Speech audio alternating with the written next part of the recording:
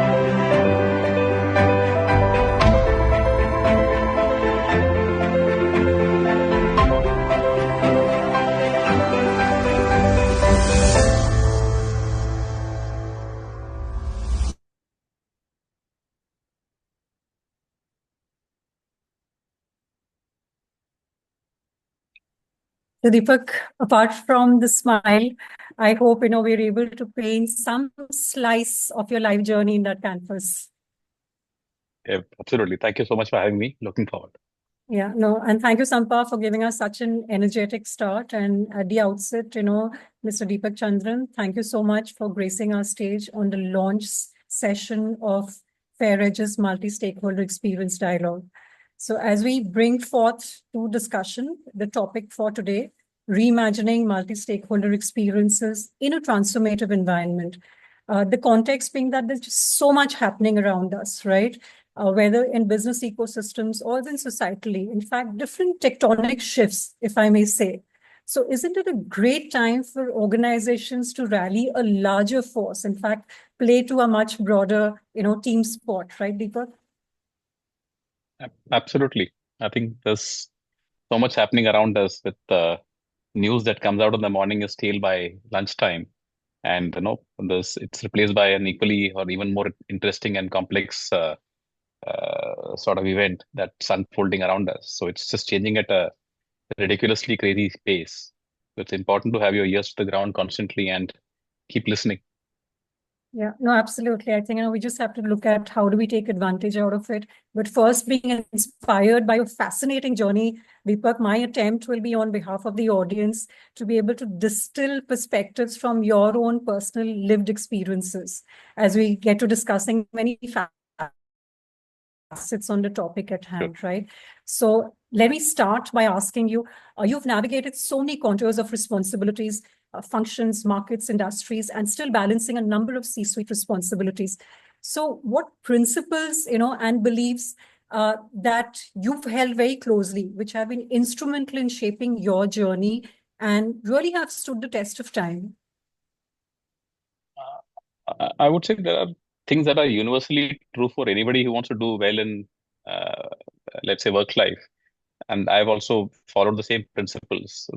Number one is to be insanely curious about what's happening around you constantly, and not just limiting oneself to one's function or role or responsibility that you are currently performing, but to always keep asking questions around whatever is happening around you and see if you can learn something from that experience. That's something that has helped me a lot understand the overall landscape of uh, uh, the canvas that I'm painting, so to say.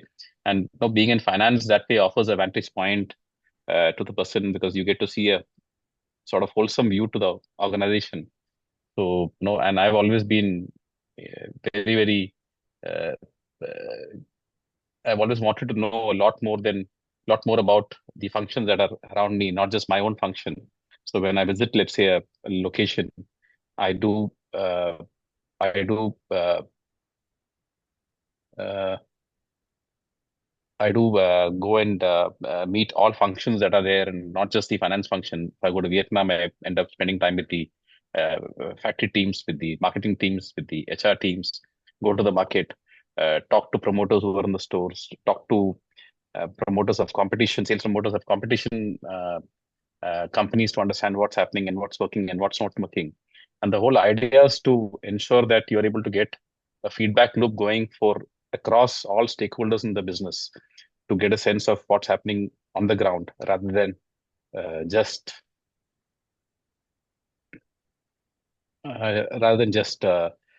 focusing on only one dimension of it. So that's what I've been doing, at least uh, over the years, and I think that's helped me a lot.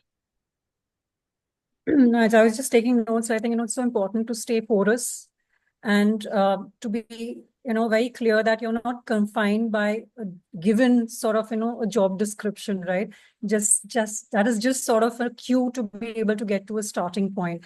I mean, this Right. in a way I'm saying to all early professionals as well, as they make a start in their career.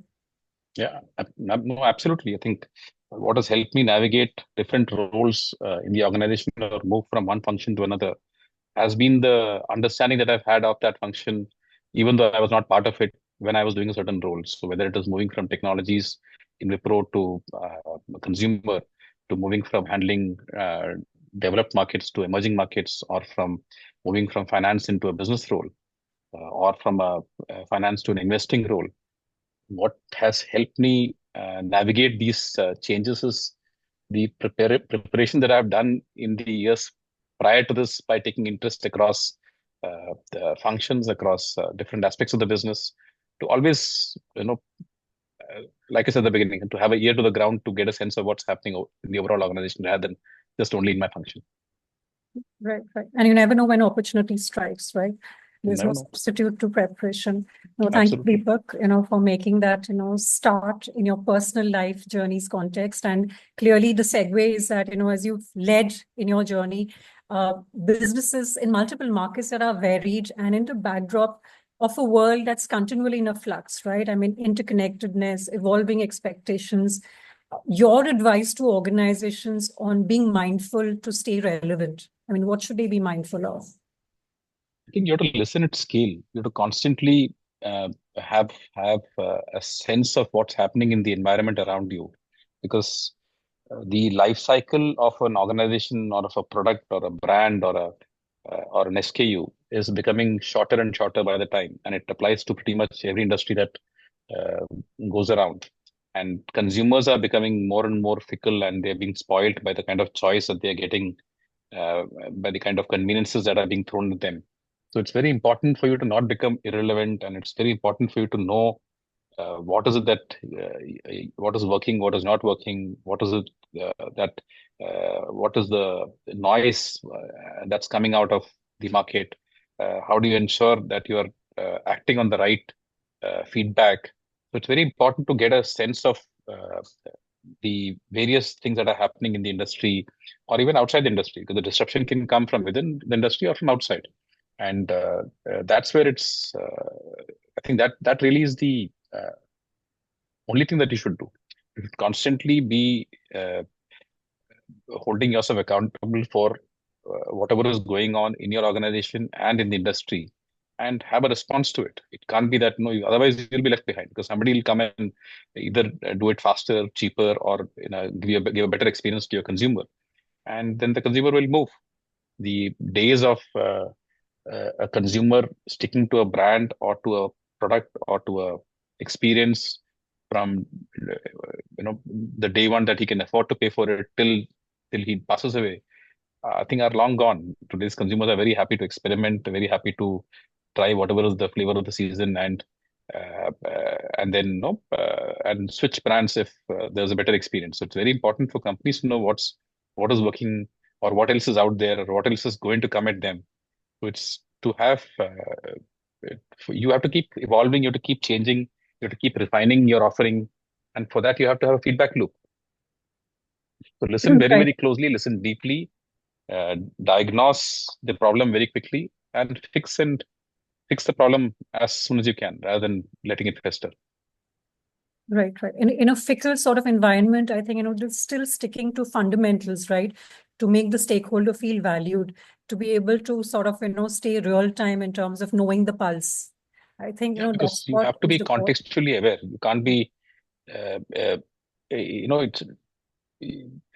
it's very easy to catch somebody's fancy and create a wave, but it's very, very difficult to stay relevant over a long period of time. That requires you to constantly listen to everybody in your ecosystem, whether it is employees, whether it is customers, whether it's vendors, and that I think is the trick, because you never know where the next right idea or the next great disruption will come from. Right. I mean, playing to the big picture and really realizing the promise of partnership, right, with all parties involved. Yeah. Right. No, and you've been part of so many reputable brands, but organizations, whether they're big or small, they have a significant influence in society from where they operate to be able to drive larger good. So what needs to be additionally done by them to be the catalyst in unlocking the promise of win-win for all parties? And to an extent, I think you alluded to it in the prior question as well, if you can have a build up to it, and especially the role of the CEO, right? Yes, I think the role of the CEO is really to orchestrate an alignment of sorts, rather than just take I mean, while the buck stops with the CEO, it is not that every decision has to be taken by the CEO. The CEO has to enable, has to empower, has to create a framework for the teams to be able to function in a way that is independent, and that is with free thinking, and be not constantly fear judgment or fear repercussions in what they're doing. That really is the CEO's role in unlocking this promise. So to that extent, it's his job to translate what is causing friction into frameworks in the organization, which will help solve the root cause. And win-win, I think that way is not a very, while it's a very abused sort of phrase, and it's not an easy thing. It's not very easy to find win-win in all contexts. You have to figure out a way of ensuring that uh, multiple stakeholders are taken on board, and uh, uh, you have ascribed the right weightages to those stakeholders, and then decide it in the context that you have. And that, I think, is if you're trying to balance, let's say, for example, business alignment with CSR in a new region, you want to, where do you draw the line? How much is too much and how much is too little? These are all questions that you have to find answers to when you look at a new area or a new launch or a new country that you want to go into. And that, I think, is where the CEO's role is, to be able to align the different teams towards that one thinking that will take the organization forward. Right. I mean, it really has to be about ownership. I mean, you're not sort of looking around in the room, right? Who owns the agenda? You Right. have to take charge. And it is not easy to be able to sort of, bring mutual motivators together. But yet there is a sweet spot of convergence because everyone wants to move forward. So if you were to bring them, early on in the game, right at a time of ideating, the spirit of partnership, unfurls, right? and Absolutely. one gets the priority order in context of a journey. Right. Right. Sure. So Deepak, we'll get some, audience engagement going and bring up a poll question. All right. So that's an interesting one.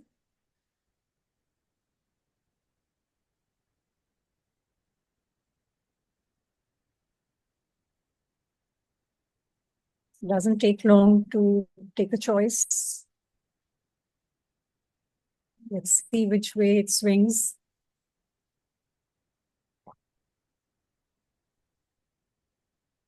Okay, maybe we can have the results.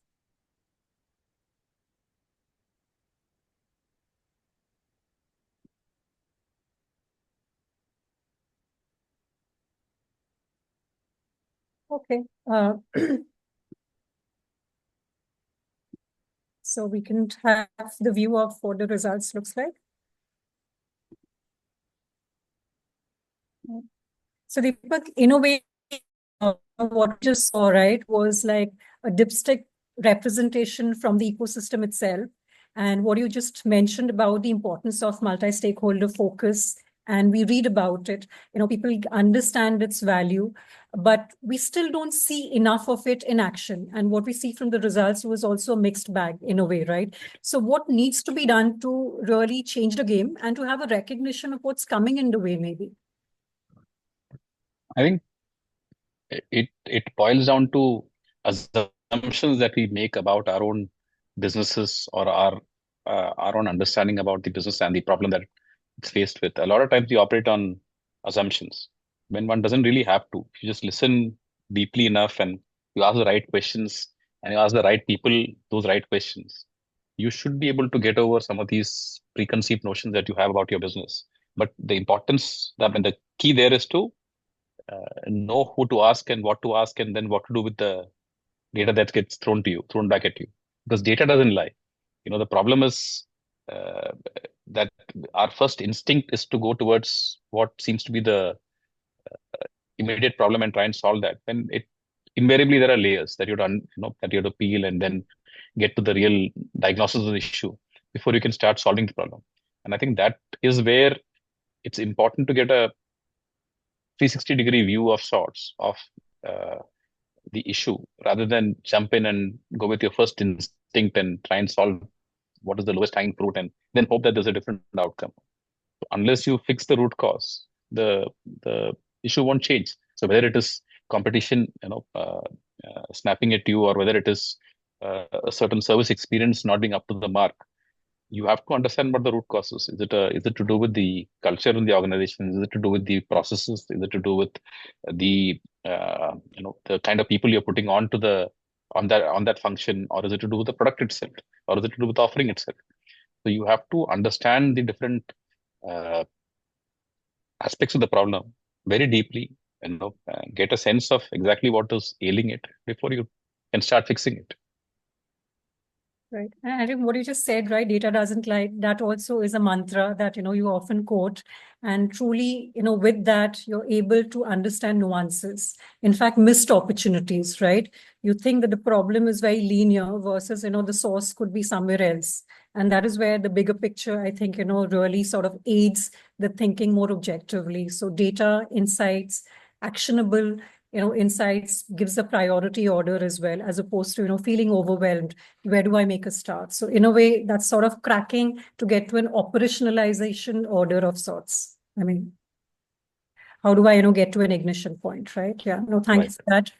And as you're also in your, added responsibility advising many emerging businesses, where at that stage of their journey early on is to make the business profitable, right? But what is also important is to be able to build those muscles of resilience early on in the journey, so that they don't hit slippery ground.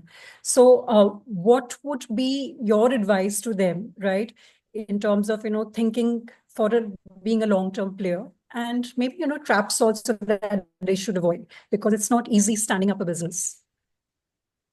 Yeah, so I think uh, at some level, I would say the whole early stage ecosystem has got a little pampered and spoiled by easy capital that has been available, and hence and throwing money at a problem that's seemingly large enough has been the general approach to building businesses, whereas people have forgotten that before VCs existed and before angels existed, businesses were still being built, and they were being built with very limited capital and built with a mindset of, okay, is there a fundamental uh, you know strength to the business model itself? Can it make money on a sustained basis? And then can I use the money that I make to grow it going ahead? That I think is something that a lot of businesses and founders seem to have forgotten. So my advice to them normally is to not assume that there is free capital available in perpetuity. Is to raise what is the least amount of money that is required to prove the concept that you are currently trying to prove, and then build in those resilience matrices into the model itself. Resilience is not something that you talk about or tom once there is a crisis. You have to do it on day zero, and you have to build those scenarios into the business. So uh, uh, I remember reading this recently. I think Eisenhower said this, that uh, uh, all plans are useless, but planning is absolutely essential. So you have to have plans, and you have to have scenarios. You have to have feedback loops. You have to create low dependency structures when you start out a business, and it has to have a self-sustaining model in place. It can't be on the presumption that you'll be able to raise infinite capital, and hence at some point in the future I'll figure out how to make money. That can't be a starting assumption. Right, right. No, absolutely. I think, some of the virtues, right, of financial prudence and hope clearly is not a strategy.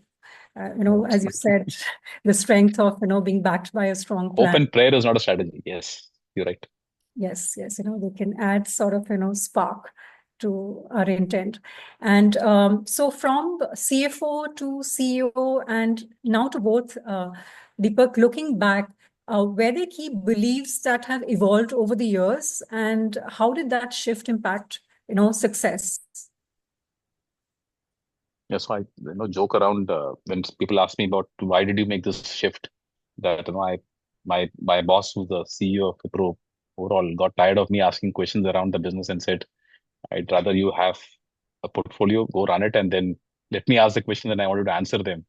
So that I think is the uh, the humorous take on why this transition happened. But seriously, I thought, no, it's uh, I'd spent about 12 years in the business and in helping the business grow. And even in finance, my role was a lot more to do with systems and processes and governance and uh, helping the business grow inorganically than it was to close books and so on. So my interests are always more aligned towards the business aspects of it, and that's why I felt that it's a natural progression for me to start running the business from just providing backend support in finance. So it's not dramatically changed the kind of question that I'm asking, but let's say, my natural question was, what is the cost of doing something? Now it's moved to what is the value of doing something. That's probably the transition in the language that I'm speaking now as a CEO of as the head of a certain region that I am responsible for. But I think it's also shifted a lot more from, let's say, risk management to opportunity framing and risk calibration, if I may call it that. And it's also about working a lot more closely with the ecosystem that I'm currently operating in, whether it is distributors or employees or consumers or customers, and try and see how do we ensure that the business grows and it grows profitably. Right, right. I mean, to be able to, sort of bring an alignment to impact. And Deepak, as I was just reading about, what you sort of are saying out there, you also quote one of your very sort of, dear boss, right, GKP, on Oh, yes, yeah, yeah. three, So yeah, success metrics. yeah. He used to use this so often that it's got drilled into my head now. That any so GKB was my first boss in Wipro back in 2005, and he used to run the infra management business, and I was the CFO. And he used to tell anybody who would come to him with a proposal because something well had happened, and he would repeat the same sentence to all of them that if any doofus can get cost, quality, or uh, customer experience right. The real value is in getting all three right all the time. So that's something that has stayed with me, and I keep now using it as my own mantra in the way I'm looking at my own business, or even when I have conversations with founders once in a while. That it's very easy to get 2 out of 3 right because you just have to sacrifice cost to get a fantastic quality product and a fantastic consumer experience, or you or you sacrifice quality and then you get cost right, and customer may or may not be happy, but it's very easy to get 2 out of 3 right. The real uh, good businessman tries to get 3 out of 3 right all the time. Right. So just take a note of it. CQE, cost, quality, experiences. Thank you. That recall value will stay with us. So just bringing the lens, to our own personal spaces, where we have relationships with the world around, whether in our individual capacity or as professionals, what binds us together is sort of the foundation of trust. I mean, trust that is shaped by ongoing experiences, right? So for organizations to keep their stakeholders close, to get the stickiness going, what is that, they can unlock, right?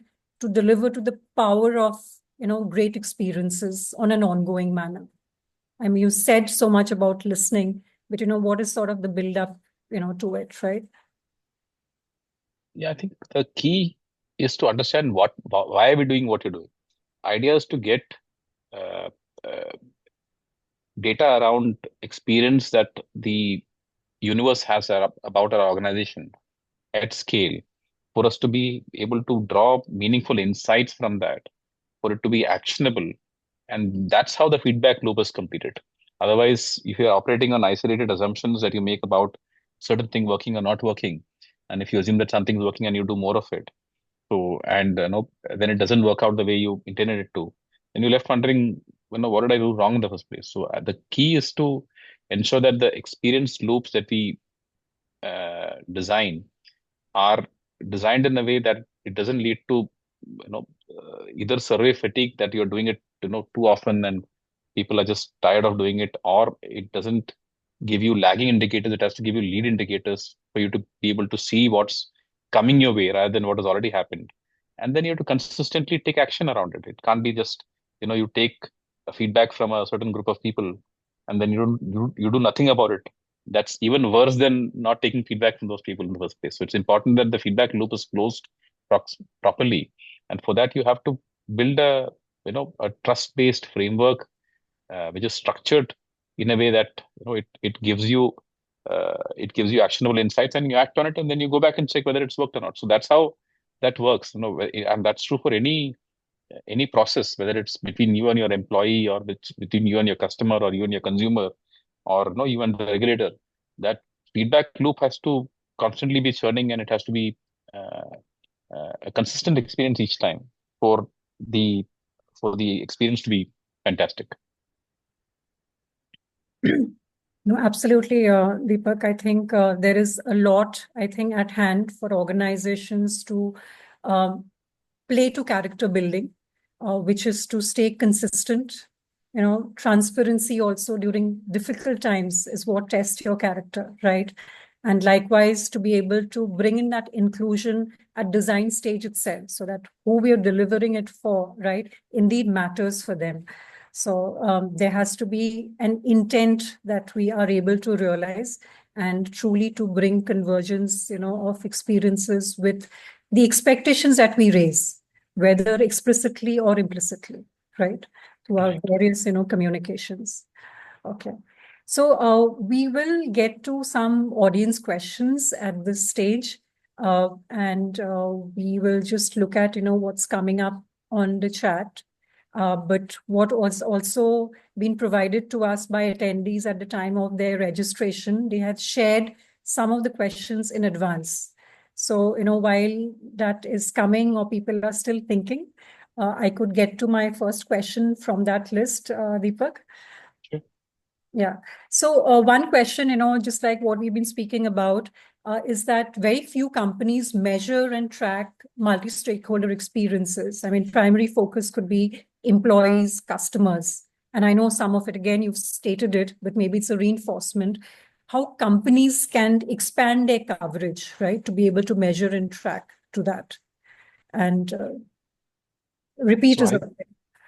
right. So I call this the selective listening syndrome, where people tend to listen to whatever is easy and then draw conclusions based on that. So I think step number one is to admit that there is a blind spot, and because it's important to ensure that you know uh, there is acceptance that there is a problem in the first place.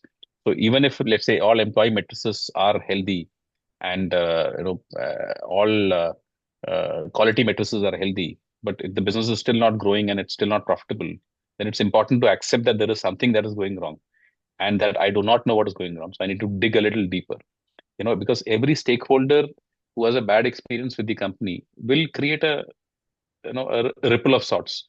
It could be good, it could be bad, depending on whether the experience is good or bad, and then it tends to circle back in some way to the performance of the business. So it's important to ensure that we are aware of what is going well, what is not going well across the different aspects of the business, and then decide whether something needs to be done to fix that. So the only solution I can see is to have a way of looking at all the stakeholders that are important to you and hear from them constantly on what is working, what is not working, and then act on that. Right. To be able to, I think, hold a mirror to ourselves and say that, are we listening enough, right? Are we listening across the spectrum? Or are we listening, Right. where it's convenient? Correct. Or are we just sort of riding on a high on some symptoms? Just like you said about, some metrics being good. On the employee side, we see, engagement being so high, but there's a leaky boat, right? People are constantly moving out. Right. And no stakeholder experiences are like dominoes. You push one and the rest of them start wobbling.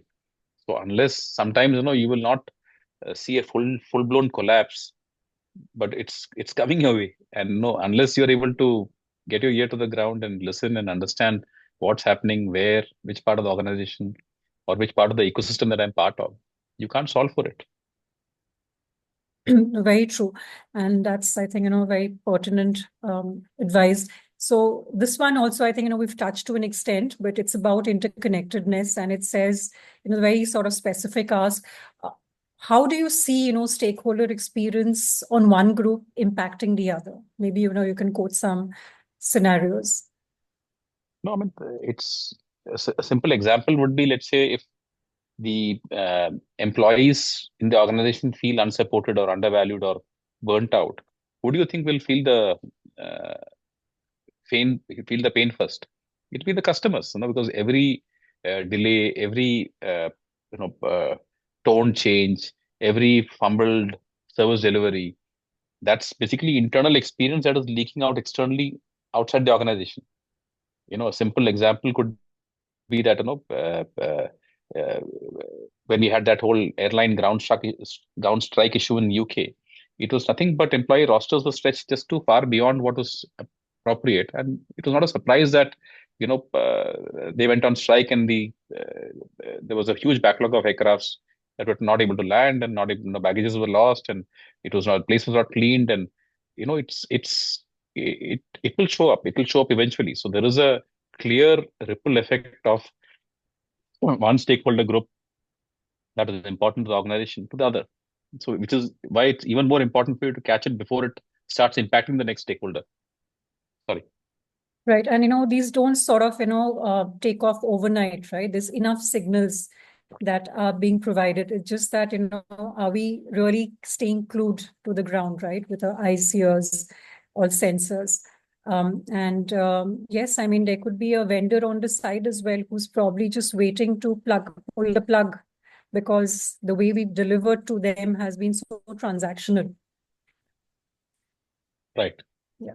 And so I will pick up a question that's come up on the chat window, and it says about, what are currently the challenges that, you've encountered in ensuring that, the measurements truly reflect the needs or perceptions of all stakeholders? In a way, the measurement systems that we are using currently, are they adequate? Uh, now we're talking about the heart of the matter. So, it's not just about do we measure stakeholder experience or not. It's also about how real or how reflective or how useful are these measurements, right? So the short answer is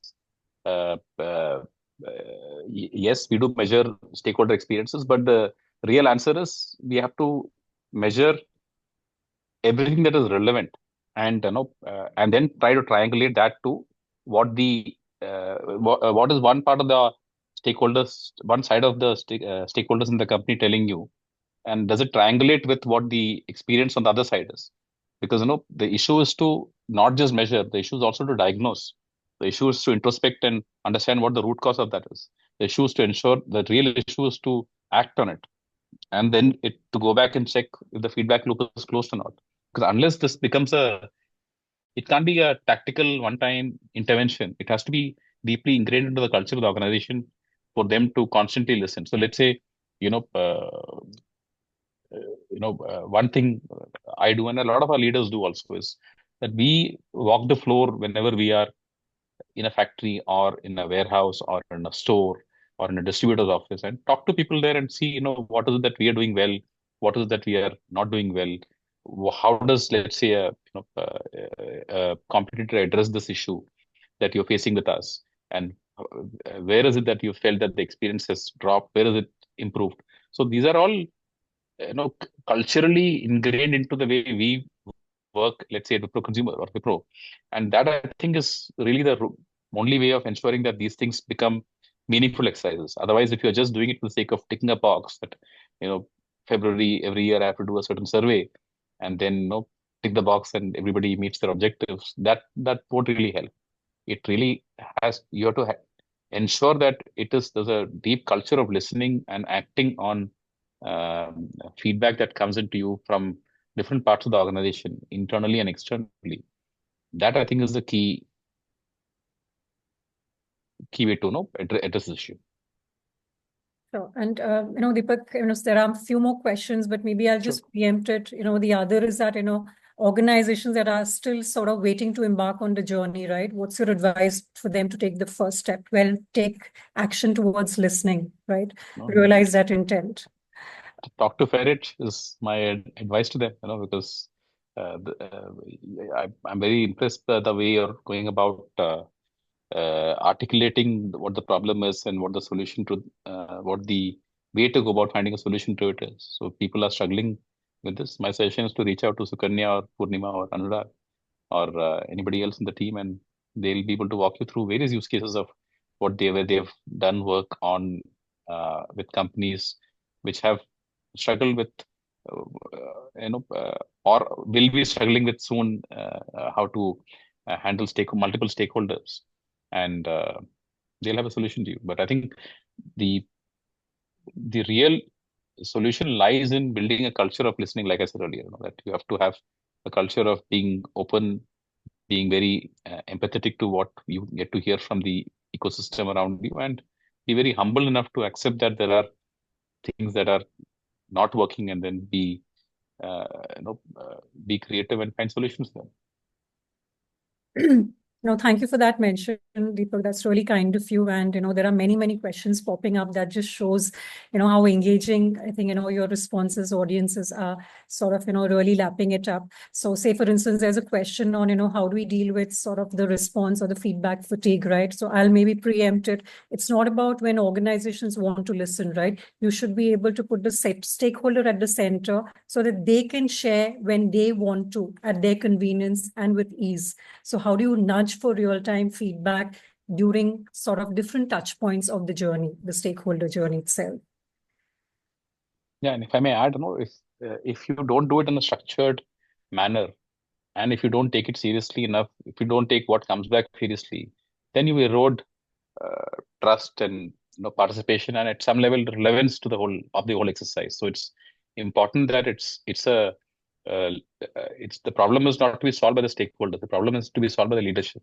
It's important for the leadership to know where where is it broken?